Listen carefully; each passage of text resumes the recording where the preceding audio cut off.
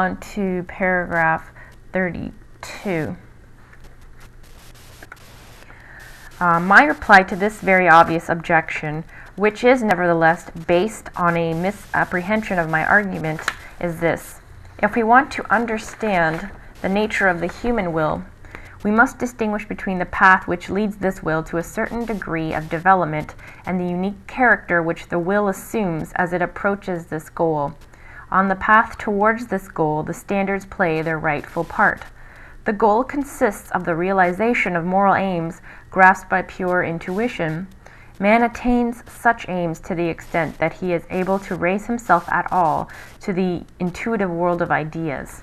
In any particular act of will, such moral aims will generally have other elements mixed in with them, either as driving force or as motive.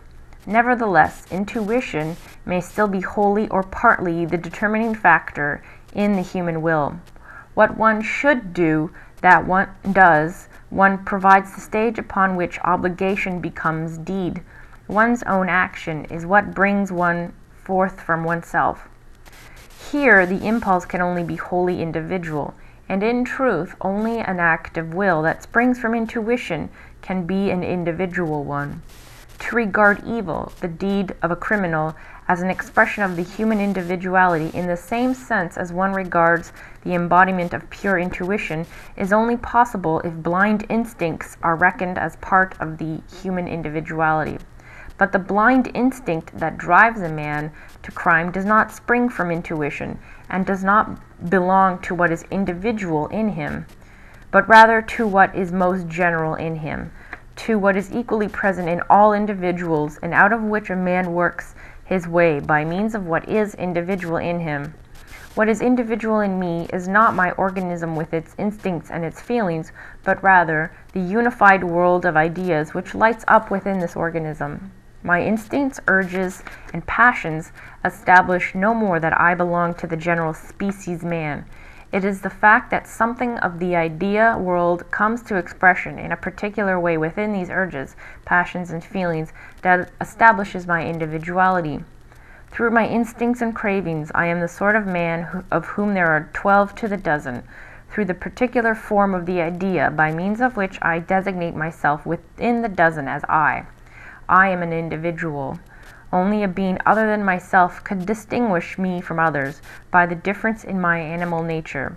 Through my thinking, that is, by actively grasping what expresses itself in my organism as idea, I distinguish myself from others. Therefore, one cannot say of an action of a criminal that it proceeds from the idea within him. Indeed, the characteristic feature of criminal actions is precisely that they spring from the non-ideal elements in man. Paragraph 32 is summarized as follows. When it comes to understanding the nature of the will, we must distinguish between the paths that 1. Leads the will to a certain degree of development, and 2. The unique character the will assumes when it realizes its goal of achieving moral aims by pure intuition. Only an act of will that springs from intuition can be an individual one. It is incorrect to say that an evil deed, that which is criminal, is an expression of human individuality. A criminal merely follows the non-ideal elements of men, the instincts, urges, and passions of the human species, and not their intuition. What is individual is the fact that the world of ideas comes to expression in a certain way within one's urges, passions, and feelings. I distinguish myself from others through my thinking and by actively grasping what expresses itself in my organism as idea. And the main point in this paragraph is that he says here, through my thinking, that is, by actively grasping what expresses itself in my organism as idea, I distinguish myself from others. I have written down the question arises, how does one distinguish what is good and what is evil? And if you're thinking, then you will come to realize what is right. When you're thinking, you're dealing with all these, you're looking at all these emotions and whatnot, and you know, the fact that we're all emotional and we have these urges, violent urges or whatever, I mean, that's not acting in freedom. That's a low level of operation. It's when you're grasping ideas, it lights up your organism. It's when you're acting out of that. That is really what is good, is following your intuitions, your world of ideas, because the world of ideas is very pure for Steiner. For Steiner, thinking is a spiritual act. And so that's why a criminal doesn't think about what they're doing. They're just merely acting from a very emotional place. They're not thinking at all, because if they were thinking about their actions, maybe they would recognize, like, okay, this idea is not good. Like what I'm doing here, there's other things I can do. I have now an idea that's more positive. I have here as well, you might make a mistake in your thinking, which that obviously is possible because you don't have all information, so sometimes you can't make the best decision. But at least what you're looking at the situation, and you're trying to do what's best. He also, basically, evil is not an evil act is not a free act for Steiner. The criminal example that Steiner used represents the extreme, because we are always committing evil acts, and even though they might be small, such as lying could be considered as evil. It's a small evil, but he's using that as an extreme. I'm going to go back to the beginning where Steiner says that if we want to understand the nature of the human will, we must distinguish between the path which leads this will to a certain degree of development and the unique character which the will assumes as it approaches this goal. This goal being, as he mentions further on, consisting of the realization of moral aims grasped by pure intuition. So what he also mentions earlier on in this paragraph is just that standards have their rightful place on the path to morality.